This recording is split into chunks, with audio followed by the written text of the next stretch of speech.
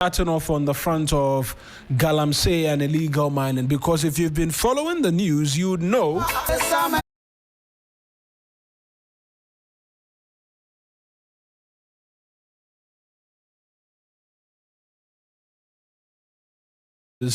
we'll start off with the details of the witness. Whilst I tried to track his interview where he was explaining himself as to why he had decided to become a prosecution witness. But this is Edward Kwesi Akwaku's testimony, which has been provided. It's in the courts right now. Crosby, yes, perhaps the focus areas of his testimony. Yes, so I'll walk you through what he says. And the first one is this, that the knowledge of the accused persons, their roles and his relationship with them, that also came up.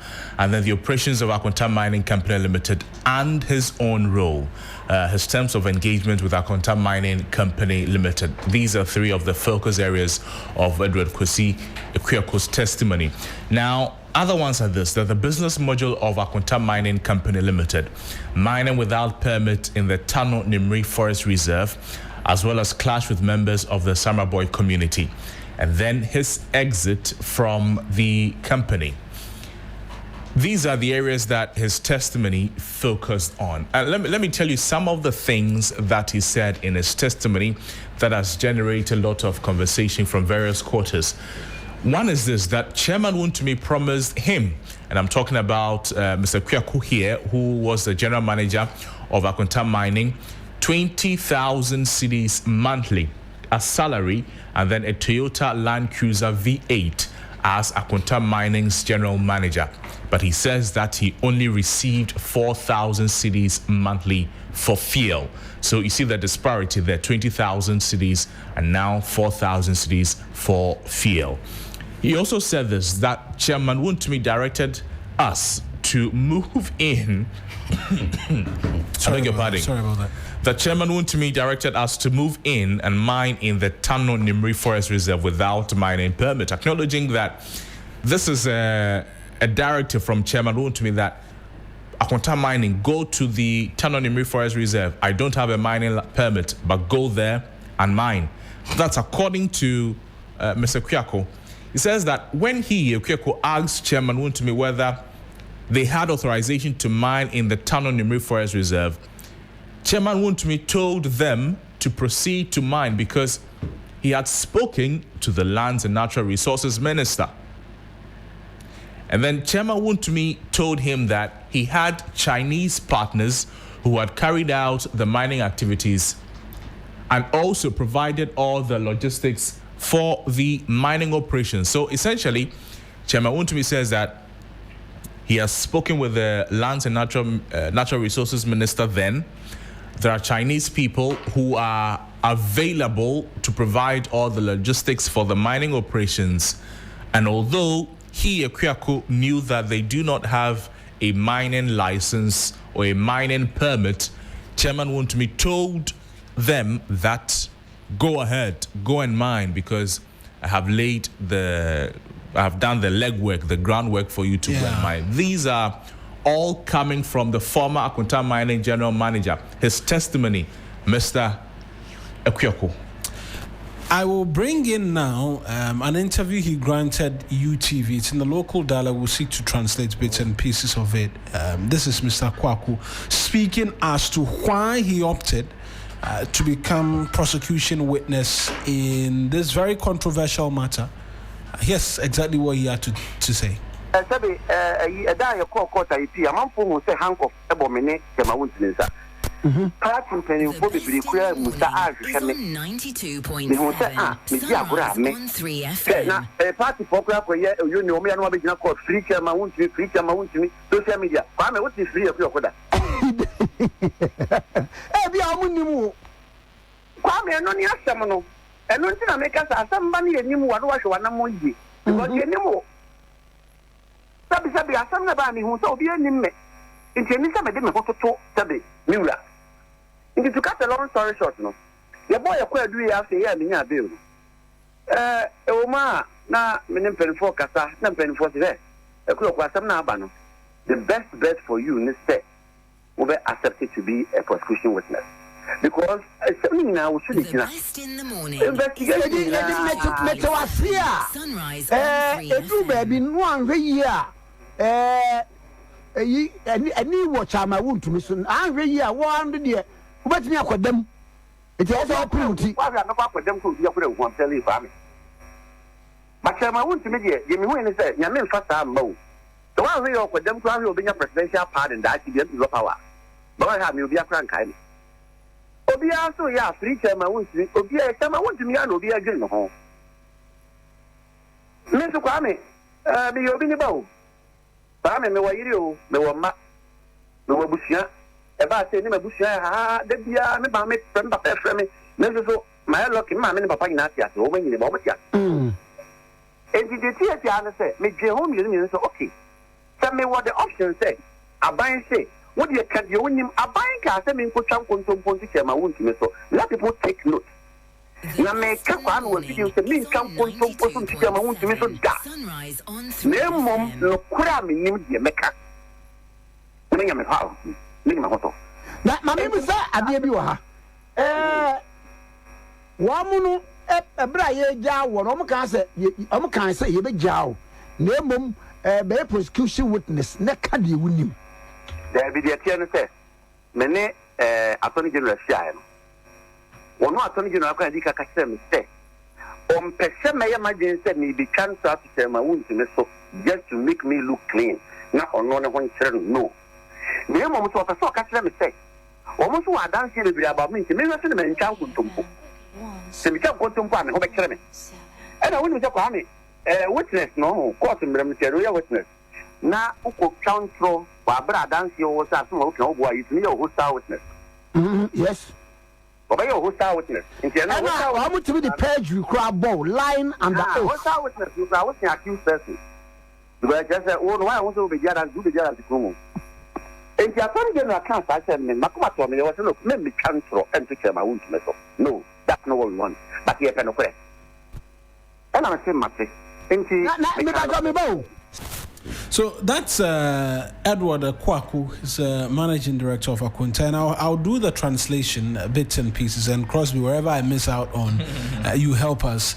He starts off by saying that, look, when the arrest and everything happened, he was handcuffed with Chairman Wontumi. But when it came to the massing up and all of that, nobody was saying free Akwaku. It was just free Chairman Wontumi. It is almost funny, you know.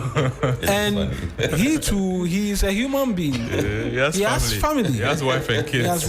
He has a wife and kid. His father and mother are alive. Exactly. They were calling him. They were calling, and they've been very, very worried. And he will not pray that Chairman Wontumi is sentenced to a prison term. But if that were to happen, an MPP government in the future will grant him a pardon, but he might be forgotten. And so, after having conversations with a number of individuals, he was advised that, look, it is better off if you are a prosecution witness.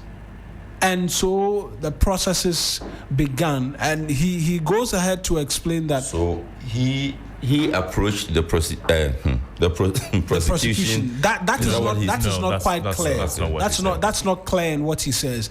But subsequently, he says that when he met the Attorney General, the Attorney General was very straight with him that, look, I am interested in the truth. I am not interested in you seeking to say things which will implicate Chairman Wontumi just because you want to say it, or you want to tell lies and save yourself, because we have other witnesses who can corroborate what it is that you are telling us or otherwise. And so only speak the truth. And the truth is what we have been going through. If his narration, that's why when we read this, and these are bits and pieces of his witness statement, I decided that we listen to this because this lays the foundation upon the reason why he decided to be a prosecution witness, and us subjecting this to whether or not he is seeking to do Wontumi in, and then be free. Now we've seen it all. and the explanation from him as well in terms of why he's deciding to be a prosecution witness. And of the many things, he says they were asked to go into the forest and mine. There are Chinese who are going to be brought in and provide and logistic support. And that he has spoken to the land. There was no permit, at least from what he's saying. He says he asked him, do we have a permit to do what we are going to do? He says, when I asked him, whether we had authorization to mine in the forest reserve. He says to him, told them to proceed because he has spoken to the Lands and Natural Resources Minister. That doesn't qualify as the minister authorization. said what? You spoke to the Chairman to me said he spoke to the minister about what? What did he tell the minister? In a local minister parliament, said what? if you are doing something, so I've spoken to the minister. No, but you see, this would become necessary in court. Oh, because it may also even end up implicating the minister. Yes, we are not. So whether it was the minister that authorized him to go and mine in a forest reserve without the necessary permits, it's a question that would come up. So that statement that is made lightly like that is a serious statement. Will become a subject of importance. Yes, it's a serious statement. And the minister can be subpoenaed to come and answer as to whether or not he was the one who said they should enter. Yes. And if the minister denies, wherein lies... Maybe right now that people are choking people, maybe Chairman will choke and say... Also choke the minister. No, but the guy is dangerous. So. You see, and I also asked you, the question I asked you about whether he approached the prosecution it's very or the important prosecution as well. approached him. It's also important. Yeah. Because look, from all that I have heard from him, it's obvious that he is bitter. He is doing this because he's angry. He's angry is that what you get? Yes, that's what I get. Oh, he's you angry finish and let's see if that's what it is. He's angry that he was promised 20,000 cedis and a Land Cruiser. He got only 4,000 cedis. Yes, that's when they were arrested. Everybody was shouting, free wound to me, free wound to me. Then he's left to his fate. So he's asking himself, where does he stand in all of this? Where is my loyalty to the company, to the chairman, or to the truth? That is why he's asking himself. So whether he approached the prosecution or the prosecution approached him will also become necessary in the course of all of this. I see. And that would make the prosecution want to watch him and what he says or testifies in court. And the defense too. Yes. Because it would mean if it's the other way around, maybe he's just bitter, he's just angry, and he's doing this because he thought they left him. It could mean that if the other side approaches him, say, but say we are in this together. It's not like that. It's because party people were doing, but going forward, I promise that we will do this together. Don't worry, you and I. Will he flip again back to the other side? So credibility of the witness is important, and all of these things will point to that.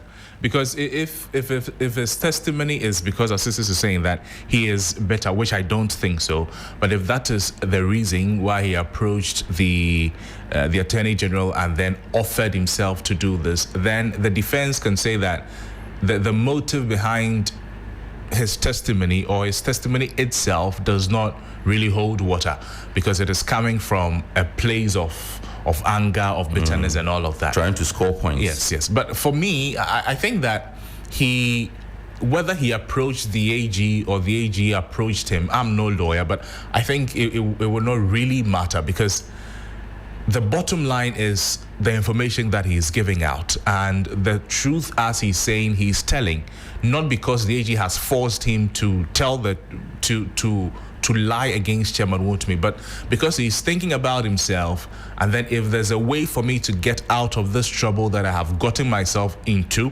by simply telling the truth, then I would go forward. I think it's just looking out for himself, like he mentioned, his wife and his kids, his family, his mother and his father, and then if he has to tell the truth to be free, I mean, it is unfortunate that if it happens that he has to tell the truth, somebody has to suffer consequences. But I mean, in this case, he's putting himself first. I mean, it's either classical case of realism. Self-interest first, nothing more, nothing less. Well, self-interest first, and me having listened to him, it's very clear that look, this person is saying that I cannot do myself in. He has to protect somebody. Yes, I was a part of an organization. If whether I approach the AG approaches me and says, I'll make you a prosecution witness, I'll drop the charges against you, and I look around me and everybody is concerned about one individual and nobody cares about me, and he decides it's an opportunity, I'll take it. Well, you will take it, and I mean, I'm talking for him, not me. of course. You take it, and he's taking it. As to the tests, like Sixtus was saying, I think Sixtus was asking the question if he could flip. Wuntumi's lawyers as well were raising concerns about the AG picking individuals and wanting, but they have the chance as well to be able to discredit this individual and his witness in his witness testimony in court as well. And so it's fair game for everybody. There are those who have raised the concerns as well as to whether or not the AG strategy in deciding to use these individuals as prosecution witness will not worsen their own case, because this person can be spoken to behind the scene and then will come and spoil the matter for you. That's the point I'm making. That's what I'm saying, that all of those things would come down to who approached who, out of what intention. Could he even be planted? And if this happens, what would be the fallback plan for the AG? Because when you are putting witnesses on, each witness is critical to resolving a piece of the puzzle. So if you put in somebody who would come and become hostile and probably even give a testimony that hurts your case, then that person shouldn't be on your side. But I don't think that the AG will also build a case solely on this guy. Absolutely. Of course. So The AG said, there are other witnesses and other pieces of evidence. I think it should be, the AG's case should be so solid that without this man's testimony, his case still stands. Yeah. It is only when if you bring in this guy, then you say that you are putting a nail on the coffin or something. Yeah. More meat doesn't spoil the soup, but that is it. But if this guy becomes a critical piece to the case, then there will be a problem. And he changes his mind. So he comes to flip-flop on you. What happens? I said, I won't do it again. Take me to jail. Then it means the AG was like, oh, why are you doing this? We had an agreement. And then it means the entire case you have built against this man is all crumbling down. As we saw, and the charges which were filed, the AG's case was not premised on him to start off with when the charges were filed, and so we will see how that goes. But outside of this, away from the wound to me, we know that yesterday as well, news came that former Shraj Boss, Reverend Dr. Jerry Boss Amishada Uswamwa, the 166. We're having a conversation about this morning. We'll go through the particulars of the issues, and then there are important aspects of the conversation, procurement breaches and what have you. And it's not the first time we'll be seated around a table having conversations about procurement breaches. There are questions about national learning and what sort of reforms we can see come to bear. And so, Commission, that's a Shraj, found that the GRA used single source mode of procurement. There were issues as to whether or not the companies possess the requisite competence to carry out a contract of such a magnitude. Also, whether the companies were qualified to be engaged for public procurement because they had no evidence to show fulfillment of tax and social security obligations. Again, vehicles procured from Rona Motors were inflated, resulting in financial loss of some 800 and almost $1 million, right? But in Ghana cedis, roughly 8.9 million cedis. Vehicles for GRA, right? Yes, vehicles for GRA. And whether or not there was blatant disregard for procurement rules, fraudulent misrepresentation, and lack of due diligence, leading to the commission to conclude that the respondent engaged in fraud. And the three companies had not paid in full required taxes as at the date of the complaint, which had Shraj investigated. Field investigations to verify allegations that neither Telenor Ghana Limited, one of the companies, nor Sajek Motors and Trading Company Limited had business offices. So these companies, they had no business office, actually, and were engaged. For Telenor Ghana Limited, they had their registration document, and in terms of the procurement process, their documentation suggested they were the SEC yard at Abelinkpe, listed as business address, but it was non-existent, and the resident said no such company operated in the area. So the address they gave was non-existent. The CEO explained that the company had relocated to Burma camp, but was not available for a visit. Right? Then Rona Motors as well. Google Map tracking of the listed address led investigators to an uncompleted building. The CEO said the uncompleted building will serve as a showroom. He also told investigators he was unavailable to lead them to the corporate office at Abelinkpe. The CEO's lawyers repeated the same information, and they didn't find the office. Sajel Motors and Trading Company Limited, the listed office location could not be located. The MD said rent for office location had expired and that he was in the process of finding a new office space. So all three companies which were engaged, no office location. Conclusion, companies did not have a registered address contrary to law. That's one of the many findings from Shraj's report. And in the registration process, they would have provided an address. Yeah. In the registration process, you have to provide an address. In fact, there are 3 different addresses that are required. Your primary place of business, address of, I cannot remember. But there are a list of things that you are supposed to addresses that to 2 provide. may be the same. 2 of the addresses may be the same. Yeah. But so it should be possible to locate from one of the 3. And if all the 3 turned out to be non-existent, then that would be a serious problem. It's very, very, very problematic. Let's get onto the phone lines, and I'll return to you and pick your thoughts, because Sixus, you were making the point that sometimes the heads might suffer the issue of the sense of the subordinates. Exactly. So that's it. But let's get onto the phone. Adam Senano is a co-chair of the Citizens Movement Against Corruption. Is joined us via the phone lines this morning. Mr. Senano, I appreciate you joining us this morning, and I'm sure you've gone through bits and pieces of this report and for many others like this. What does this tell you in terms of the consistent hammering on the fact that our procurement needs to be tighter? There are laws that regulate means through which we can go through the process of wanting to purchase anything for a government entity, and yet these same issues repeats themselves every now and then. Well, thank you. I think indeed, we should accept that we have a crisis when it comes to procurement, and crisis requires radical actions and thinking.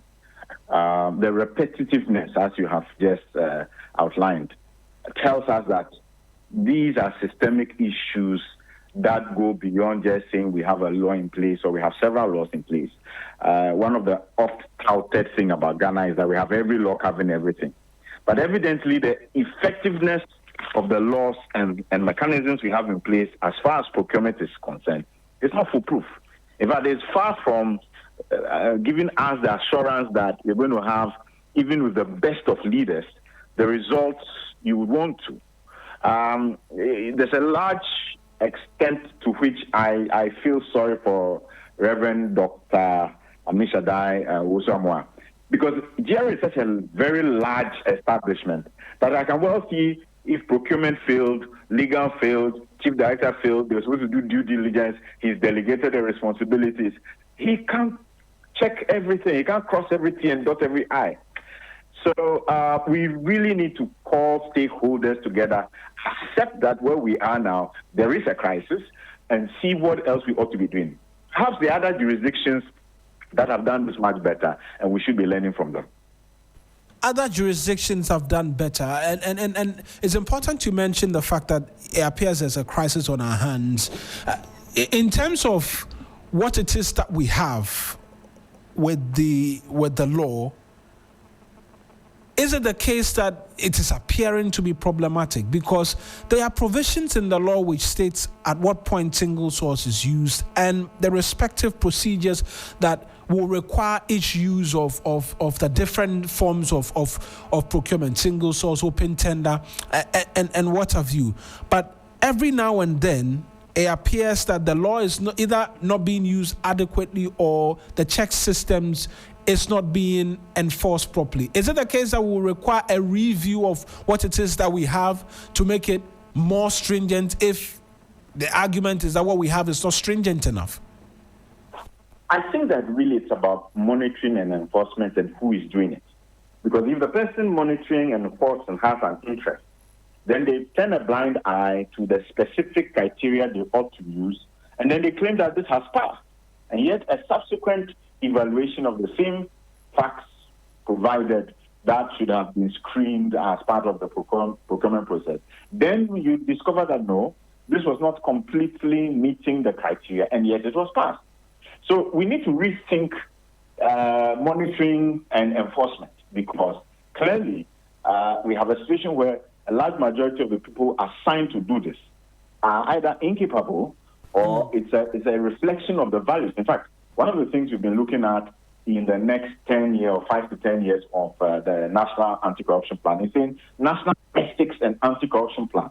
Because we see a situation where probably you have over 70 to 80% of people where values and ethics do not exist. They are not the strong core of how we take our decisions in this country. We seem to have lost that part of the moral fiber of our society. And so we need to go back to basics. What are the core values that we stand for as individuals? How do we select this individual? Do we do a due diligence to show that there's historical records to show this person stands by integrity, honesty, and hard work and is going to take objective decisions? Are these some of the considerations? I think we need to look a little more clinically within the mechanisms, their monitoring, the enforcement, and who we are assigning to do this. If we get the best of the best, those who we know are the kind of persons where honesty and integrity, and you can assign them those roles, I'm sure we'll see a rapid reduction in the numbers of repetitive procurement fraud cases we have been discovered. In the case of GRA particularly, and there's a message I've just received that when we were just going through the details, we realized that these three companies which were contracted by GRA for the purchase of these vehicles did not have designated offices, because Shraj's investigation revealed that they didn't have a place they could call an office, and so that raises obvious red flags. And this message suggests that the Office of Registrar of Companies, they just collect the addresses. They don't really do a lot of the due diligence about addresses and the likes. But for the Ghana Revenue Authority, they carry out due diligence when issuing VAT registration for new entities. And so for them to be in this situation, it rings of an even bigger challenge, because the GRA themselves should have been taking tax from these entities. From the Shraj report, it appears they had not paid taxes in God knows how long. And then the same entity which is supposed to have done due diligence when they were issuing VAT license, amongst others, to the company, goes to go and do business with the same company which, from their own checks, should raise red flags. And yet we're being told it's just the head who is going to answer for it. But there are people within the value chain who possibly their names will never come up. And that's what bothers me the most. I mean, since yesterday, as I've reflected to myself, this to a certain extent is unfair. Who are the cogs and the wheels who should have gotten this done? Who led the team that was supposed to verify this? In this day of digital addresses, I mean, isn't it should have been possible to go physically and say this is the place. If the person has been registered for VAT, we know the locality, we are sure of the address. I mean, clearly, some other people must be held accountable, and this is one of the reasons why, for many of us, the COPO is so important. The Conduct of Public Officers Bill, because over and over again, it appears that the large majority of public officers, technicals, and whatnot involved in these things are left, to go when these things happen. A few heads rule. We claim it's just the politicians, but we know there's a value chain. So I think we have an opportunity here. I mean, for those of us who come from private sector and do it, we talk about learning and performing institutions, which means at any time, let's learn. I've been reflecting since yesterday about this false finding is not going to get us anywhere. What we need is solutions to move ahead. How do we learn from this particular situation? So I think we need to unearth who was in the value chain responsible to go and do the verification or validation of exactly the fiscal address and whether there is an entity there. Who was supposed to do whether it's annual checks and so and so forth. How can you have a system that allows you to do business when ideally in a digital world, you should have a system that says you cannot enter a contract for a certain entity name if it has not paid its taxes, or if, there should be red flags. In a digital age, the GRA system should be able to say, this person is not worthy of doing business with. So it tells me we have a lot more work, and perhaps this is just the tip of the iceberg. If we don't see this as a crisis and begin to think about it, we'll come back like Public Accounts Committee and be shouting and nothing changed. That's not the way to do it. And does it look like there's that understanding that this is a crisis? And I say no, this. It doesn't seem so, and that's the frustration. I think that by now, and maybe this is one of the areas where we want to appeal to the president. Look, we have a crisis. It's the same thing over and over again. If you look at what procurement is undermining the economy with, just procurement fraud, it is clear that this is a crisis situation. And clearly the laws are not enough. What is going on? And I think that it's not, yes, we are angry to find somebody, I think that we should go beyond that. It reminds me of the revolutionary days. Who didn't we take to firing squad? When we look back now as Ghanaians, do we have the integrity to say we did the right thing?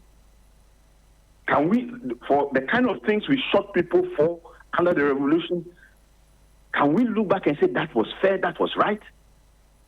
We need to change our approach to this. Honestly, there's a crisis. We need to sit down. We should go beyond the people at the top.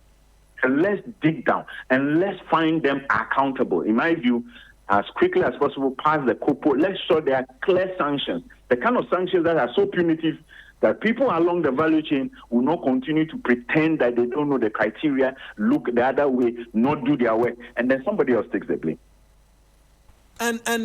And the role of internal auditors in all of this is something that has come up on the back of not just this, but the Public Accounts Committee hearings and the 13 All Africa Games and the expenditures.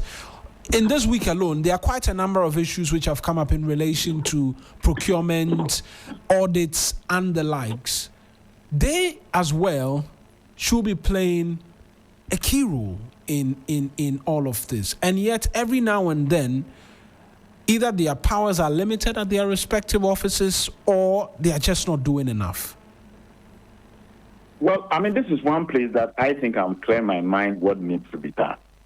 We have a situation, a setup where the one auditing the organization is being paid by that organization. His privileges, his perks, whether he gets a salary, or gets a demotion, or gets transferred, he's beholden to the entity head.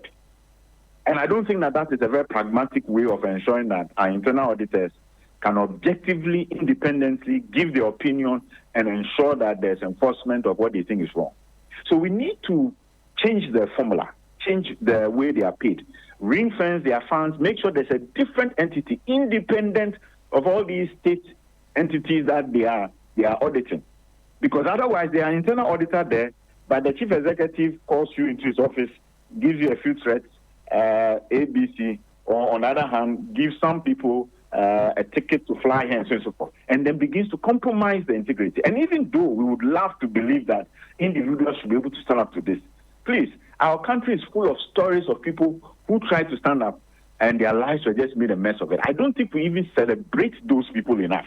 You know, maybe I should put this to media. Can we find the public sector officials who, against the tide, you know, have stood firm and done what is right, finished their service and left the public sector?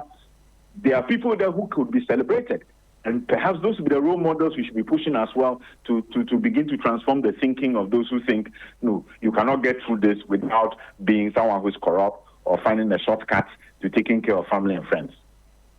There was a conversation which came up in Parliament yesterday that, look, if we look at all of this, yes, the President has met with the Auditor General, he's met with the Acting Chief Justice as well as the Attorney General, seeking to have fast-track courts to facilitate the prosecution of individuals who are caught up in this. There are those who say, particularly from Parliament, that perhaps we might need an additional agency in terms of an overview of some of these matters. Where do you stand on this, considering we're having a conversation and obviously we're asking that the procurement laws need to be enhanced further? Well, the laws are one. The mechanisms and how they are being bypassed is another. The picking up of those who fail to follow strictly to what the laws say and making sure that they are sanctioned openly, publicly, and within what I'll call a reasonable time period are all issues. What I would say is that I'm not quite sure we need another agency. As you know, one of my hats is chairperson of the AU Advisory Board Against Corruption. Earlier this year, I was in Kenya.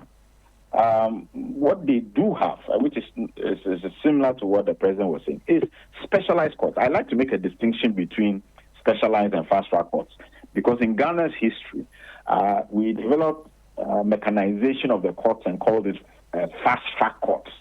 And the lawyers will tell you that mechanization by itself did not change the pace of adjudication of cases. And therefore, many of them don't have a very strong, how will I put it, appreciation. They don't think that if you say fast track, what are we talking about? But specialized courts where at least the rules of engagement, the court's rules of procedure, allow for two things. One, those courts sit daily on the same matter. You don't come today and they say come back after 2 months or 3 months, and therefore the case lasts 2 to 7 years.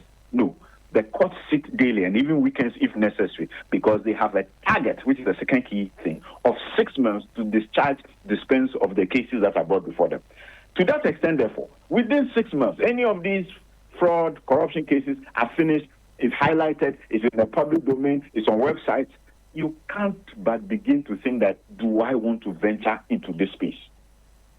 So I'm clear in my mind that we need to do much more than what we are doing.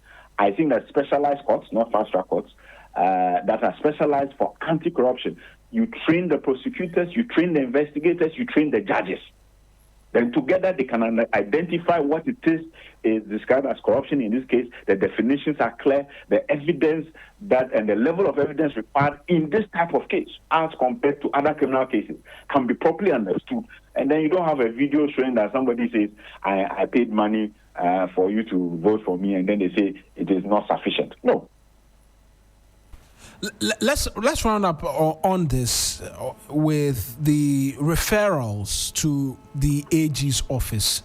I think it will still come back to the conversation of our court system and the delays. We've seen in this instance a referral. We've seen in other instances referrals as well. Yes, Reverend Dr. Amishadai Uswamwa is challenging the findings of Sraj along with his lawyers in the court. But the expectation now will be on the AG's office, amidst oral and the many other things, to be able to prosecute this and recover the near 9 million cedis for us. That then as well becomes a challenge, because more often than not, the referrals are done and we do not hear anything again.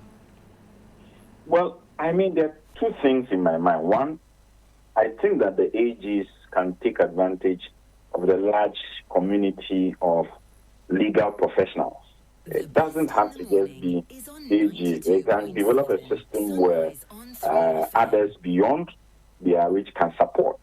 And I think that's a very feasible way of approaching it. It just means that you need to probably have some kind of accreditation or certification, which the AGs will have to take you through how their orientation is, what their perspective is, so that you can properly represent them in such cases. I also think that it should be possible to look at the units under other related agencies. So whether it is the IOCO, whether it's the NIB, whether it's the CID, whether it's the FIC, whether it is the OSP, whether it's TRAG, and if there's a necessary expertise that could also be considered, I think that we also need to have strategies that take that into consideration. But like I said earlier, I think we need many more specialized courts across the length and breadth of the country. In Kenya, they have as many as 12. So urban centers where you may have more of these cases may have, let's say, more courts, and then you spread it across the country. Make sure you do the training, and hopefully we'll get better results than we've seen so far. Mr. Senator, as always, I appreciate you speaking to us, and hopefully we will get to a time where when we gather and we're having a conversation, it will be that significant progress is being made and graft is being nipped in the bud. I align with you, my brother. We need to get there. Otherwise, we would have disappointed the next generation. Thank you, and God bless. Thank you very much as well. That's Adam Senanu. He's a co-chair of the Citizens Movement Against Corruption, speaking to us this morning on the latest from the Commission on Human Rights and Administrative Justice. They have been speaking. They have been releasing a report involving the former boss of the GRA, Reverend Amishadai Owusu-Amoah, on a number of subject areas. Important that some 9 million cedis is hanging in the balance, one that should be recovered, must be recovered. And in all of this, Suraj's work, if it is a 157-page report, very thorough work in terms of what it is that they've done. And we also know that the lawyer of Reverend Amishadai Owusu-Amoah, Joseph Dindiok Kemka, has been speaking in the aftermath of this. We can hear from him as well, even as we expand the threshold of this conversation to other matters. I have the instructions of my clients to proceed to court to challenge the report.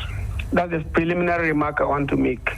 And the grounds for it are such that when we file the matter, it will be the subject of discussion. I recall that a few minutes ago, a colleague of yours read, for example, about sole sourcing, which was used as a method for awarding the contract to the companies.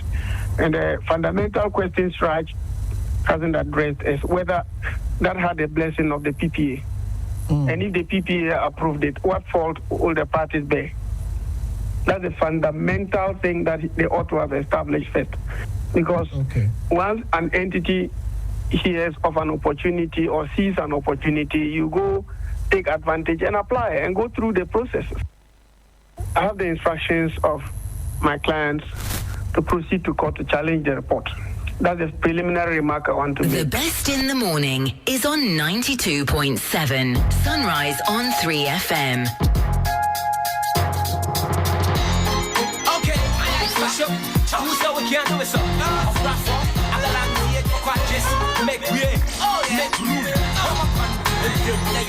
Okay.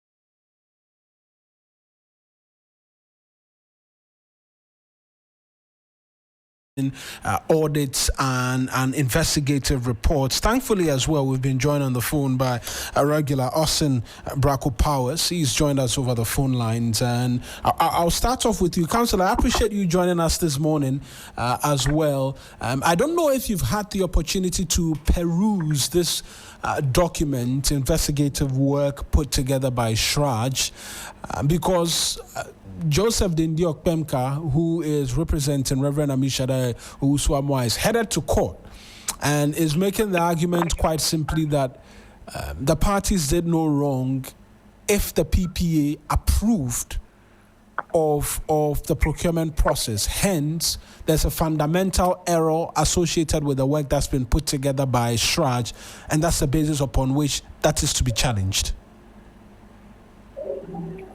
Yes, Mawina, can you hear me?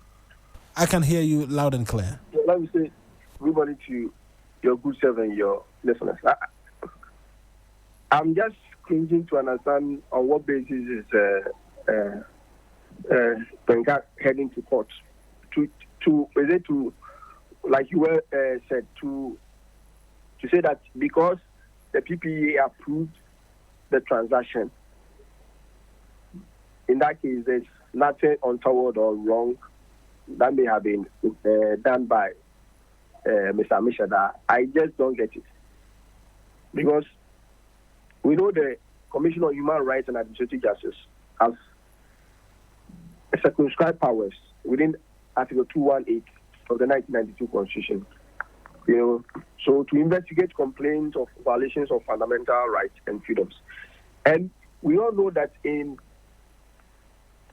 on August 15, 2022, there was a petition, the basis of which Shraj investigated. It doesn't matter if the PPA had approved the process. I think the basis of Shraj's conclusion are multifaceted. The basis of Shraj's conclusion are multifaceted. Shraj is saying that the former GRE boss deceived the PPA. Now, what does it mean? If you falsify documentation to get PPA approval, would you then say that because PPA approved it, on that basis, Shraj has no business investigating and clapping sanctions? I don't get it. Shraj is saying that the company duly giving the contract has no capacity to deliver. Is Benka saying that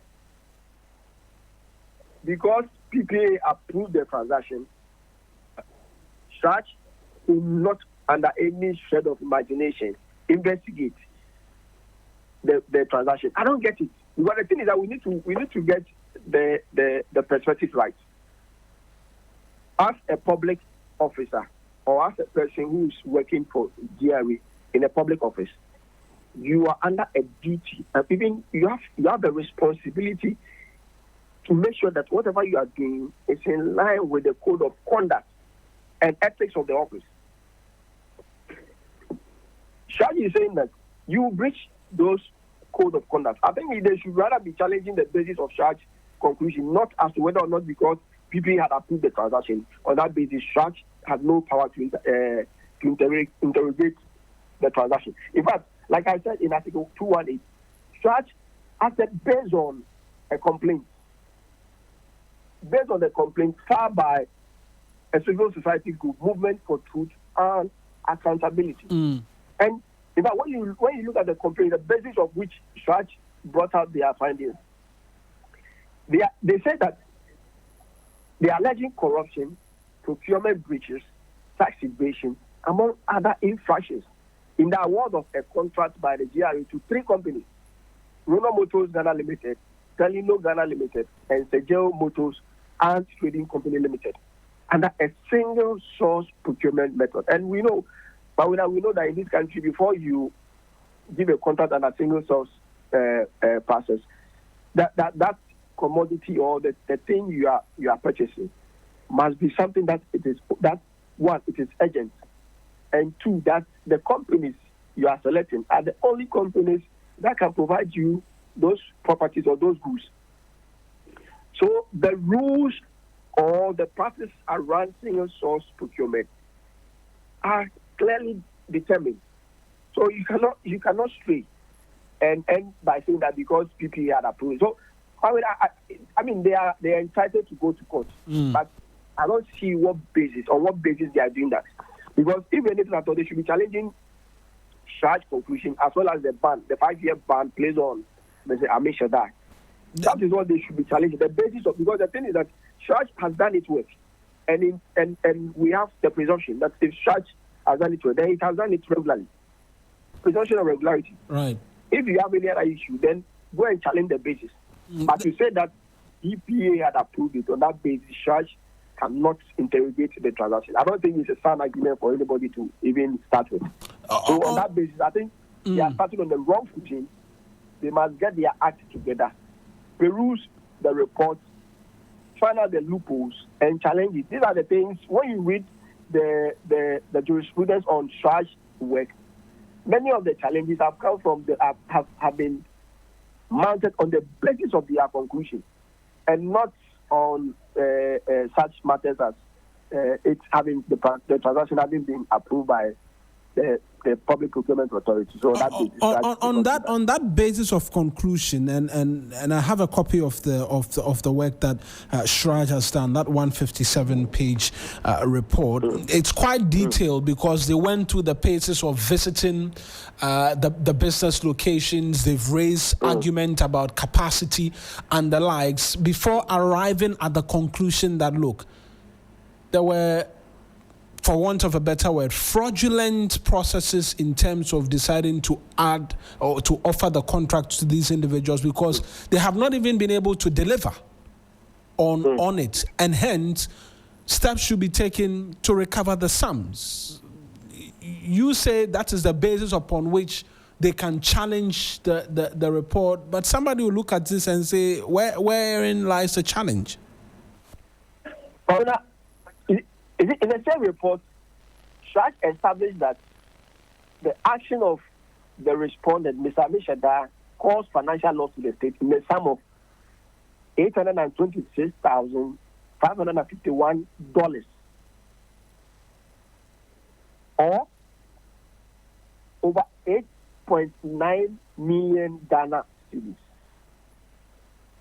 And they concluded that the dollar SCB exchange rate on October 2025, the date of the decision. So the amount was calculated based on the dollar CD exchange rate at that time.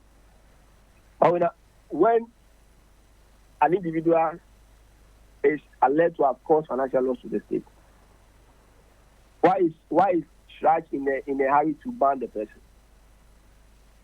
When clearly it falls within the determination of the Attorney General to prosecute the person causing financial loss to the state.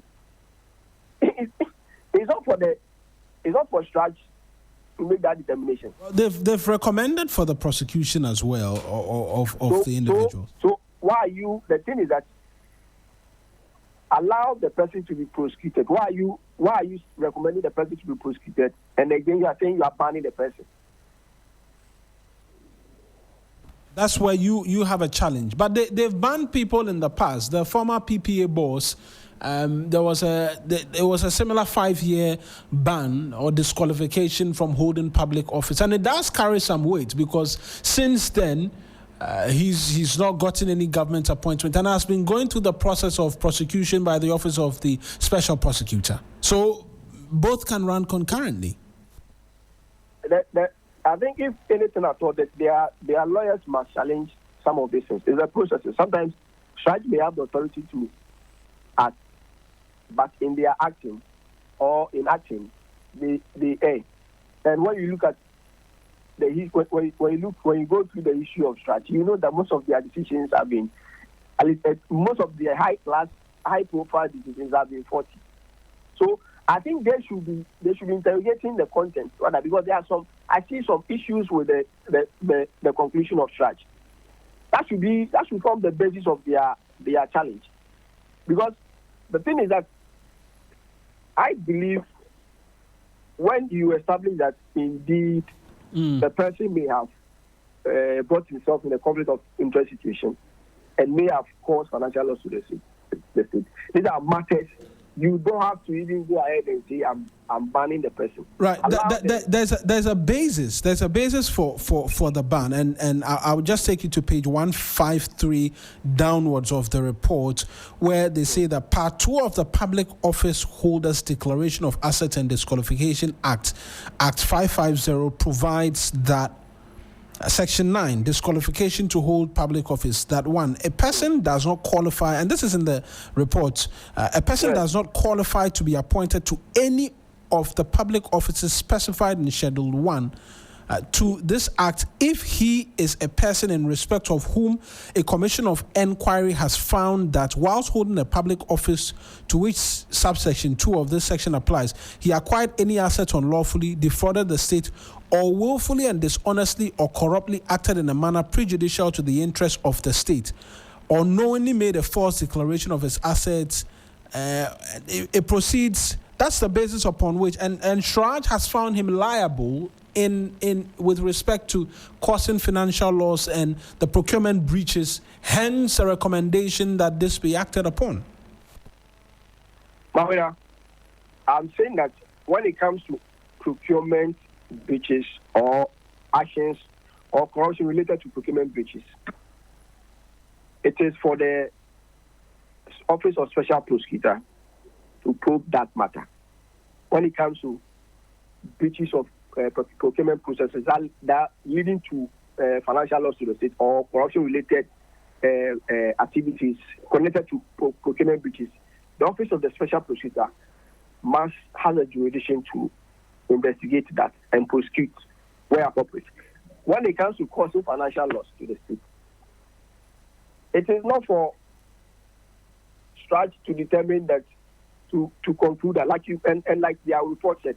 I think on this matter, I think Stratch, even though Stratch had investigated, Stratch should have directed or referred the various components to the relevant authorities to conclude on it.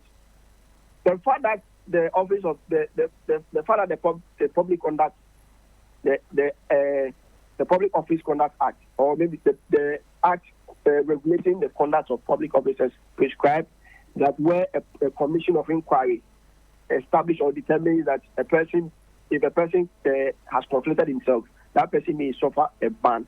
Does not mean you should conclude and ban the person. I think the conclusion is faulty, because where you are investigating matters that are clearly within the delimitation or jurisdiction of other state institutions, your duty as an institution that is careful and that respects the constitution and the laws of the country is to refer to those institutions and let them take over. In the case of, don't forget, when when the Office of the Special Prosecutor was investigating the former environment minister, that is Cecilia Dapa, the sanitation and environment minister Cecilia Dapa, when they discovered issues that had to do with money laundering, what did they do? They had to refer the matter to Yoko. Why didn't they go ahead and investigate? That is how we want our institutions to work. Right. Yoko, for Stratch, you must investigate violations of fundamental rights and freedoms, injustice, corruption, abuse of power, and unfair treatment of any person by a public officer in the exercise of his official duty. Where in your investigation, or where in investigating a complaint filed or submitted to Stratch, and you discover that there are matters that are clearly within the jurisdiction of other institutions, you must refer those matters to them. Don't draw hasty conclusions. That is where I have issues with. When it comes to matters of procurement breaches and corruption-related matters, it is the Office of the Special Prosecutor. That's why we set that institution up.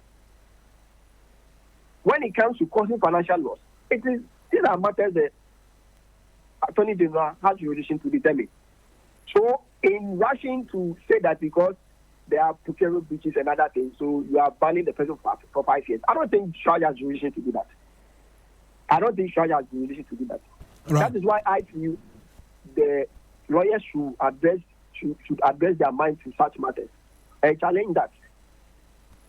Because such, unilaterally could not have assumed jurisdiction over matters that have to do with procurement breaches and corruption-related activities. Counsel, they should have referred it to OSP. But they've referred to the Attorney General, and so I'm sure we'll hear a bit more in terms of that going forward. I just want to... They referred the bit about the financial and economic loss to the state, to the Attorney General. But they went ahead to make pronouncements on matters that have to do with the Public Procurement Act, whereby they ban the person. So, if they are so minded by their work, they will know that they will make a clear statement in their report that they refer this component of the investigation to the Office of the Special Prosecutor to handle it. And that is what we want. We want STRAT to be alive to their responsibilities. All of us want STRAT to work effectively, but they should be alive to their responsibilities. There are other allied institutions in this country, listed across the country, and they all have different jurisdictions. So your jurisdiction is not wide.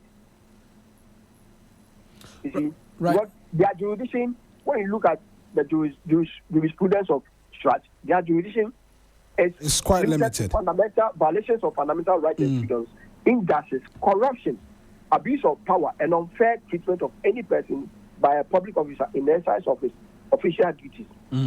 That is where a complaint is filed, or concerning practices and actions by persons, private enterprises, and institutions where those complaints allege violations of fundamental rights and freedoms under the Constitution.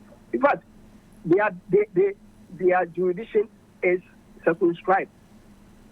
Right. Public procurement and other breaches. Give it to the OSP. I don't understand. So they should be challenging that. I think STRAT spotted in this area. Right. Counsel, I appreciate you. I just want to pick your thoughts finally on, and very briefly, because we have to talk about the youth and substance abuse as well, which is fast on the rise. Yesterday, there were concerns raised by the Youth Development Minister on the procurement laws of the country. There are those who say that it exists, but not being readily enforced, and perhaps we should be having a look at it again because of the flagrant breaches we continue to see.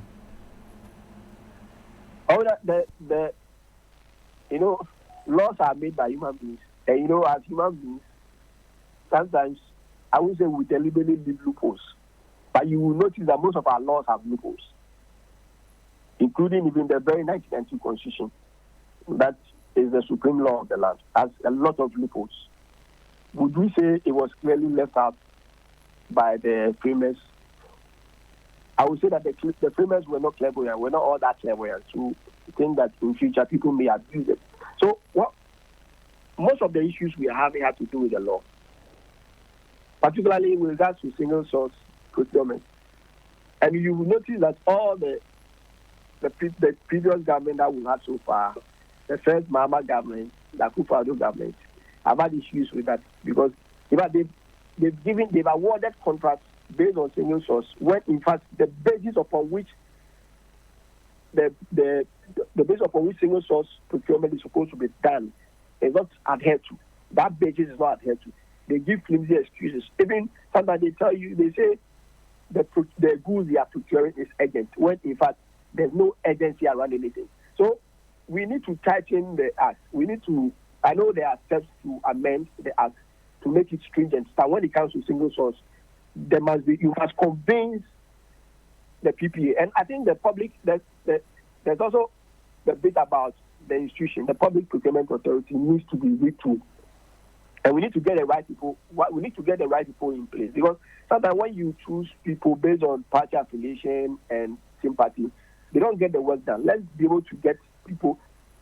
I'm always advocating for the drafting or employment of people who are qualified and people who must not ordinarily or necessarily be a member of a party, but people who can do the work for the country. Because we need progress. We want to see some evidence. We want to see prosperity being shared across the country, being shared among Ghanaians. We don't want only a few people to be siphoning state funds and be enriching their families, and they be driving all the plush cars, and they be living all the luxurious lifestyle. Prosperity must be a shared responsibility. And it is a responsibility of the government to appoint people who qualify to be in a particular position, not only based on their party affiliation. So we need to review the PPA Act. We also need to look at the composition of the board. We must make sure that the board is made up of competent people, and we must make sure that in any transaction that PPA sanctions, it has a 3-tier approval process. A 3-tier approval process. It should not only be left for the executive director and a few people on the board. Then later they claim it was a decision made by the whole board. We need to get a 3-tier process, which will help us to sanitize the system. So if we do that, I'm sure we'll be able to get the things done. Right.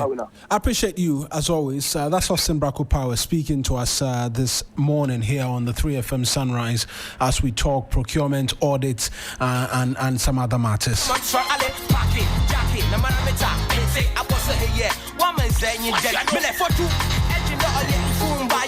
We'll go for a quick break, but before we do that, let me talk to you about how you can